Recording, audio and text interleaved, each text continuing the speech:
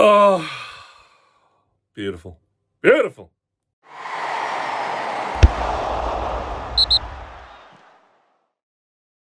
Newcastle 3, Aston Villa 0 on Boxing Day. It's the big Mulliner derby in my household, of course, if you aren't familiar with the channel. My wife is a Villa fan, myself and my son, and my daughter, sort of, are all Newcastle fans. And we've won the day. I can't wait to hear the excuses from the West Midlands. It's already started downstairs. We cheated, apparently. I'd love to know how that was the case. But look, what a game, what a performance again. And it's building, that momentum's building now. Huge 2 away games coming up next. We're up into 5th in the Premier League. Europe, once again, is a possibility. It's massive. The game itself started tremendously well. Anthony Gordon scored an absolute pearl at early doors. Martinez, no chance. Who had a good game, in fairness. On another day, this could have been 4-5-6 again. It really was that one-sided. Obviously, we'll come on to the thing that changed the game. Well, I say changed the game.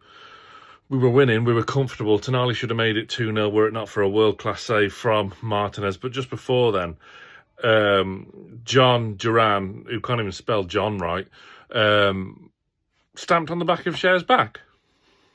I don't know how. This is the bone of contention downstairs, by the way. Apparently we cheated for this. He brings his leg round to make contact with Schär's back with his studs. It's silly. Look, he's a very talented player. He's young. He's aggressive. His temper's got the better of him there, kind of like a young Mitrovic back in the day when we had him. It was stupid. There's no other two words about it. It was stupid. He deserved to be sent off. And that was that from a contest. I wouldn't say it wasn't over at that point, of course, because Villa, to be fair to them, she can't hear me, they were spirited.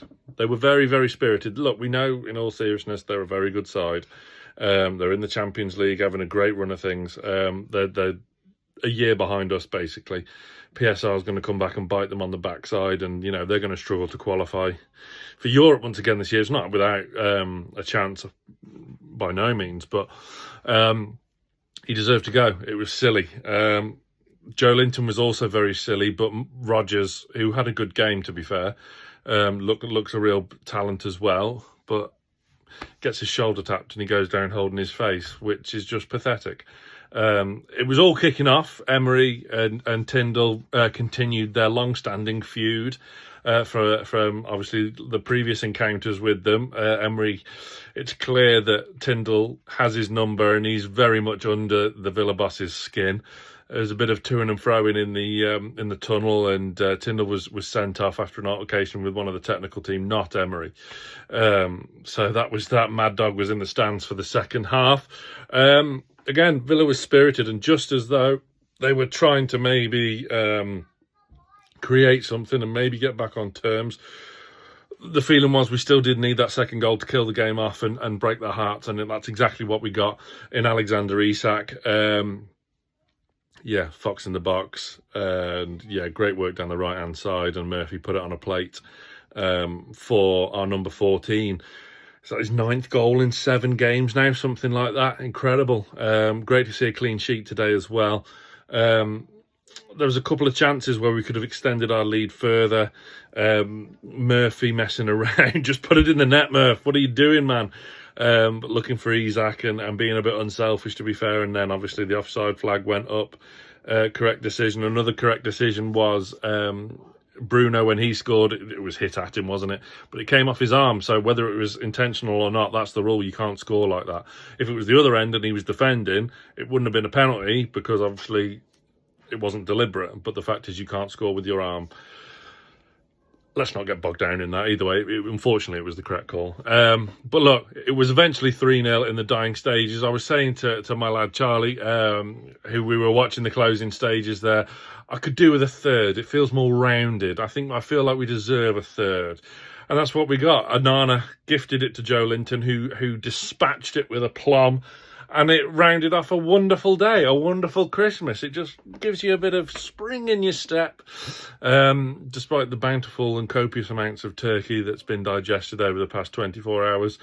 Magnificent, beautiful, great performance, and we roll on now to Old Trafford, where we have to go to that mice-infested S-hole that is Old Trafford and get points. Enough that we have to go there, keep on rolling this form. The team looks a lot more settled now. And yeah, things are starting to finally come together. Midfield superb. I was talking, I've got a friend on the backroom staff at Aston Villa who I won't name. I've probably mentioned on the channel before, actually, but I was talking to him. We were having a pre-Christmas beverage, and he was saying about their midfield. I said, you haven't faced ours yet, especially now that in three are really, really starting to click. Tonali, Bruno and Joelinton. Oh, my word. So, yeah, enjoy the rest of your Boxing Day. We roll on to Old Trafford Monday night. You know how it is this time of year. The days just mash into one. But, yeah, great win, great 3 points. Back into fifth. Europe is on the cards, and it's all starting to come together. The lads will have the last word later on. Stay tuned to NFTV.